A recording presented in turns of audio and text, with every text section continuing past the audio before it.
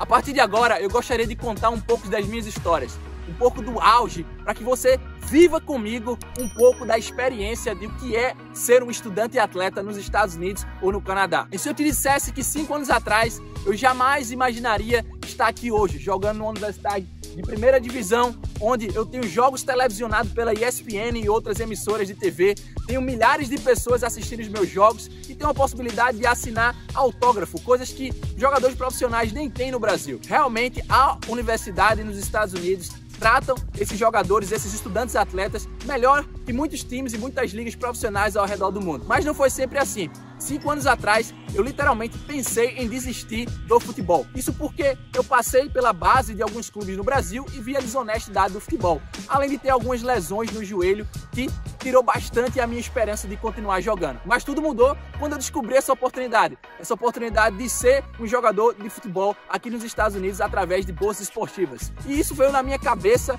assim de uma maneira que eu falei, impossível. Como é que pode você ir para os Estados Unidos jogar futebol e ter esse tipo de tratamento? Porque na minha cabeça eu estava no Brasil, na minha categoria de base, no sub-15, sub-17, até mesmo um pouco antes, jogando times de várzea, jogando literalmente em terrão. Não sei se você teve essa experiência, comenta aqui embaixo se você já jogou em campos de várzea e nunca pensou que nos Estados Unidos você teria uma qualidade como essa aqui. Então, quando eu comecei a pesquisar, não tinha nenhum tipo de informação em português me mostrando passo a passo, não tinha nenhum método do zero ao embarque para me mostrar o que eu precisava fazer para chegar até os Estados Unidos ou no Canadá. Na verdade, o Canadá nem existia. O Canadá foi o Ale que desbravou e trouxe aí essa oportunidade recentemente para estudantes atletas brasileiros. Mas enfim, eu gastei aí praticamente 1 ano e meio, 2 anos sem saber falar um real de inglês, tentando estudar, tentando me preparar e sem ter ninguém para me mostrar um caminho. Até sim que eu encontrei uma pessoa que me ajudou nesse processo e falou: Gustavo, embora você não tenha nada nas redes sociais que você queira saber, que você queira ver com seus próprios olhos como é a vida de um estudante atleta brasileiro lá, confia em mim que eu vou te mostrar um método, vou te mostrar um conteúdo.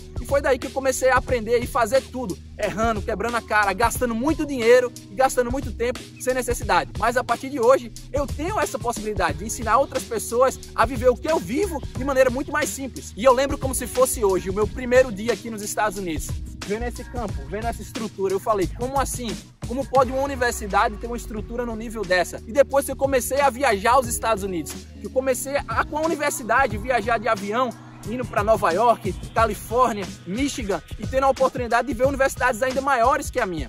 Então eu lembro muito bem, é bem engraçado isso, uma vez aí que eu fugi da concentração para ir para Nova York. A gente tinha um jogo em Nova York, na verdade era New Jersey, que ficava basicamente alguns 20, 30 minutos de New York City, que é a Times Square, aquela famosa rua dos Estados Unidos que aparece nos filmes. E eu falei, cara, não sei qual vai ser a próxima vez que eu vou vir aqui de maneira gratuita, viajando para a universidade e jogar em Nova York, bem próximo da Times Square. E eu lembro que a gente jogou, eu fui muito bem naquele jogo, inclusive, fiz muitas defesas e a gente acabou ganhando o jogo por 2-0. Voltamos pro hotel, basicamente umas 7 horas da noite, e íamos ficar no hotel até o outro dia de manhã para retornar, para pegar o voo de volta aqui para Flórida.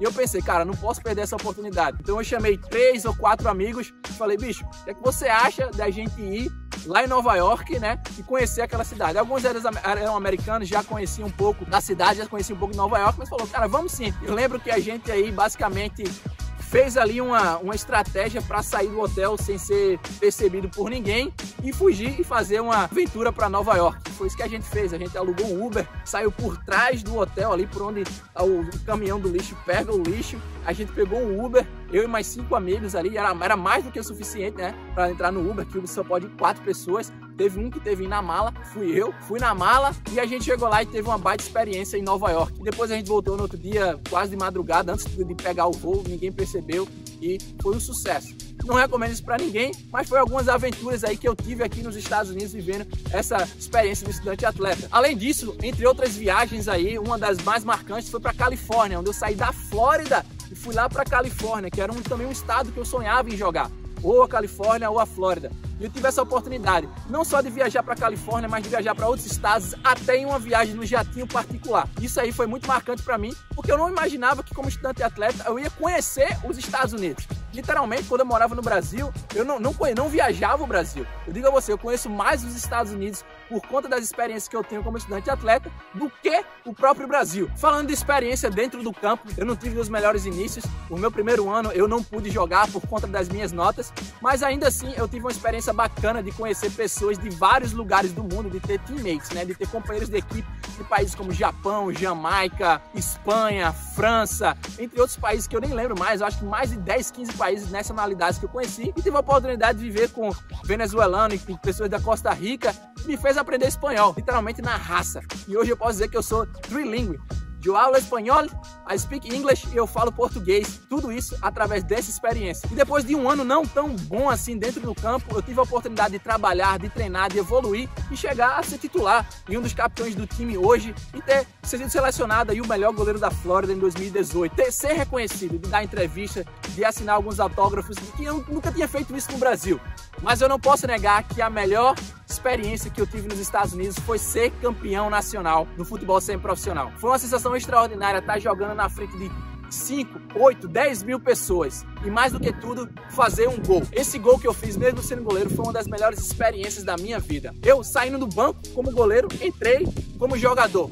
A história não vem ao caso aqui, mas isso aí foi uma das histórias que mais marcou a minha trajetória nos Estados Unidos. E a gente vai colocar o vídeo aqui para você ver. E eu poderia passar o dia aqui falando de experiências até anoitecer, literalmente, de experiências que marcaram a minha trajetória nos Estados Unidos. Mas eu não posso fazer isso porque senão a gente fica com essa websérie até o ano que vem. Mas eu quero te dizer uma coisa, que se tornar um estudante atleta nos Estados Unidos foi a melhor decisão que eu fiz na minha vida.